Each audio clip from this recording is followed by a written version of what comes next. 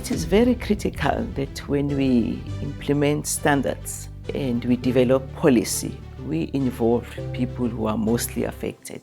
I think this is what we are learning from this process.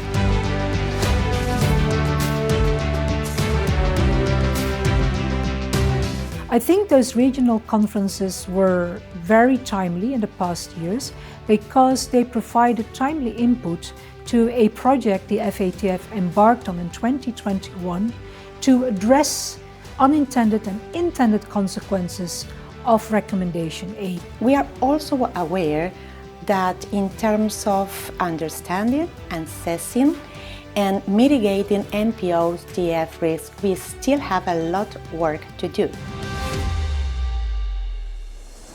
It's been a unique opportunity, I think, for us to bring together a really diverse range of voices and people, civil society, governments, FSRBs, FATFs, banks, academics, all here together with the opportunity to really consider how we're going to move forward with this issue.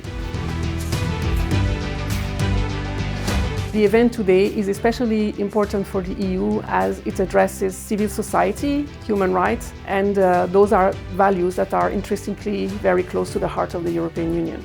From this event, we are looking forward for ways and recommendations to sustainable the good work that we did in cooperation with the civil society in Jordan.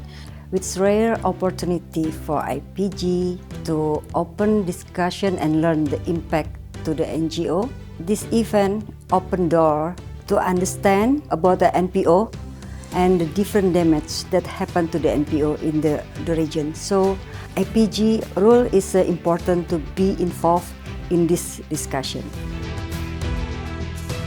It's very, very important for regional bodies such as AMLCFT to participate so that they're able to see how they can take on these changes and trickle down to countries, advise countries, the changes that are taking place so that at the end of the day, there is uniformity in the implementation of these changes that are taking place.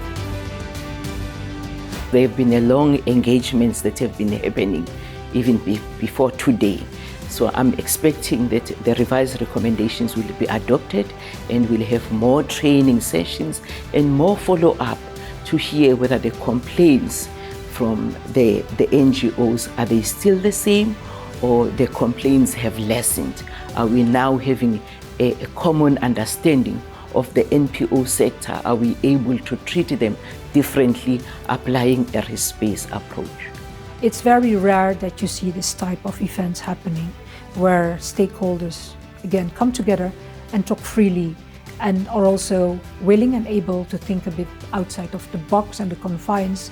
We've been able to think big, think new, look at new ways of considering our strategies, new ways of really ripping things up and thinking again about how best we can deal with the challenges that are faced and the ways in which different stakeholders, different countries are having to adapt to those challenges.